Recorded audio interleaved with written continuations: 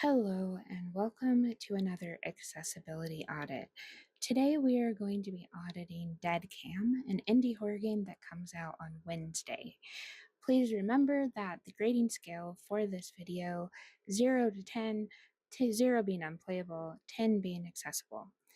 I will add a flash warning to this game as well, and it does have some film grain effects that may make you motion sick, so be mindful as you watch this audit. I use a colorblind filter.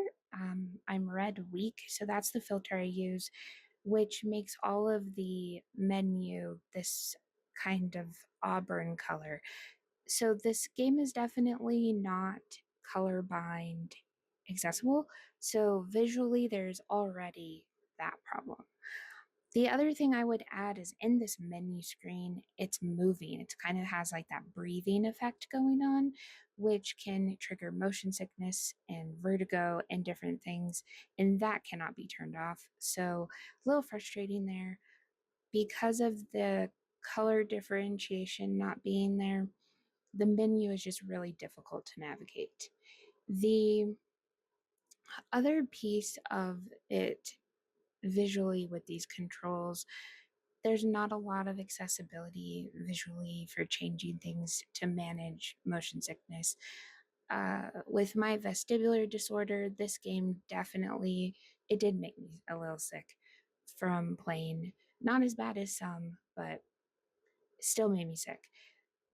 A positive in the menu, it has the remapping of the keys that you can do to make it accessible if you use any accessible gaming devices. I have an accessible keyboard, so it helped to be able to remap the controls. I will say though, every time I died, I had to redo the remap, so that was a bit of a problem. Since this game comes out on Wednesday, I'm not sure if they will actually be fixing these types of things. I kind of feel like probably not. But who knows? If they did, that would be great.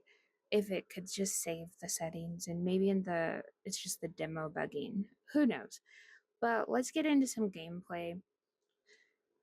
The first thing that I have an issue with is this film grain that is constantly flickering. That does not change.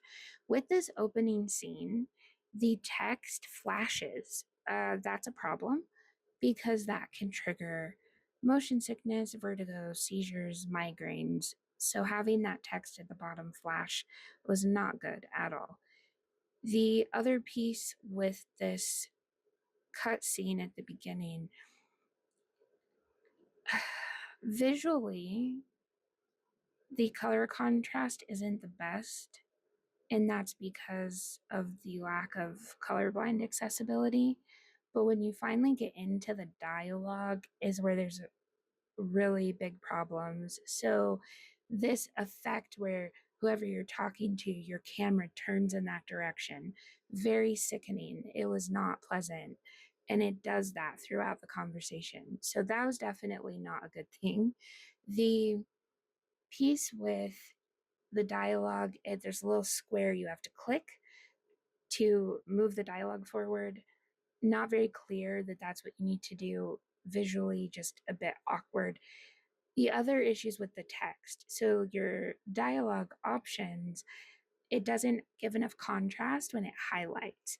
So when you have multiple options, it's really hard to tell that you are like what you're selecting. So that with the dialogue was an issue. I would say that other than those, like aesthetically speaking, the game is a lot of thought was put into that piece of the game. I just wish there would have been more accessibility. Now, cognitive accessibility, getting into the map itself.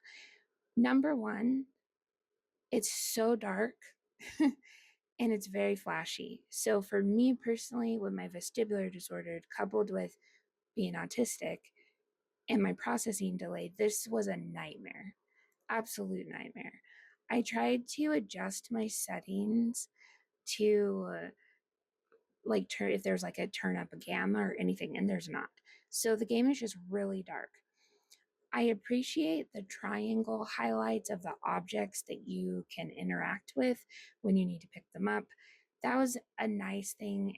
It makes it very clear, like, oh, you need to pick this up. But the problem is how dark this is.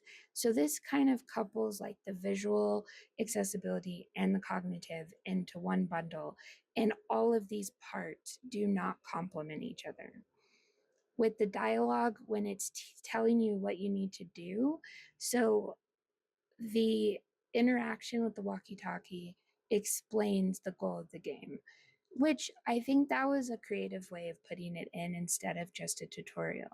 But the camera is an issue because it's constantly this like static VHS going on. And I understand like you're getting a camera POV, so I get why. It just is very difficult to process that visually and cognitively. Because of the distraction of the film grain, I had to like do this tutorial a couple times. A good thing with this information, you can skip it. So like I died and I didn't have to redo this. So that was nice. Again, with the instructions, they flash like here's how you move, and they don't actually remember your key mapping in the instructions either. So the other issues with the audio is difficult because there is no voiceover. There's also no captions. So there's like screaming and different things going on, but there's no captions to indicate what's going on. So like for me, being like with my hearing loss, that was like a nightmare. So I know I missed some like important things about the game because of that lack of captioning. Overall, with the map and the game itself, just the layout of the game, the premise is easy to understand. You're just trying to avoid Margot and escape. But when you're looking at how it interacts, it's just so difficult. Like Margot is in this box at the bottom because you're watching the camera and the camera's flickering, so you have the motion sickness happening there, and then you can't like you have to use that to know where Margot is, but you can't really like cognitively I cannot identify like where she is. So it'd be nice if there's a map that showed like her and like a little red icon, like here's you, here's her, to add some accessibility to actually like navigate the map. The other piece with it is there's different things you can interact with in the environment. Like there's a motion detector, but it creates a sound. So because it's a sound cue, that doesn't help me. So having a caption or visual showing like, hey, this sound just went off would be really nice to have, because it's absolutely useless to me to have the sound cues. So overall, playing this game, I like the concept. I am not a fan of the execution for accessibility. I definitely can't play this game primarily due to the motion sickness, vertigo, and cognitive processing required to play this game.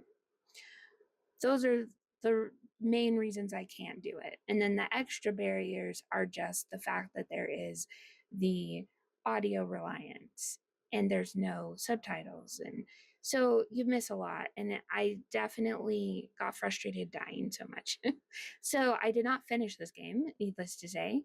The length of this video is the length I played.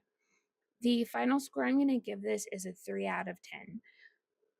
If you have the ability to do some accessibility things for yourself, you might be able to make it work for you. I personally can't make it work, but it's not completely unplayable like some have been. I definitely think even if I took medication for my vertigo, I still wouldn't be able to play this because of the cognitive barrier.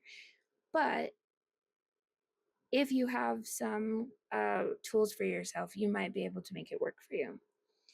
I definitely think this game had promise, and I hope that they do a update or a patch to fix some of the accessibility issues, make it colorblind accessible, add captions, add some other options with the motion so that things aren't as sickening, have like the option of a map so you know where Margot is, like things like that could really improve the game and the overall playability of it. But yeah, so this was DeadCam, and I will catch you in the next audit.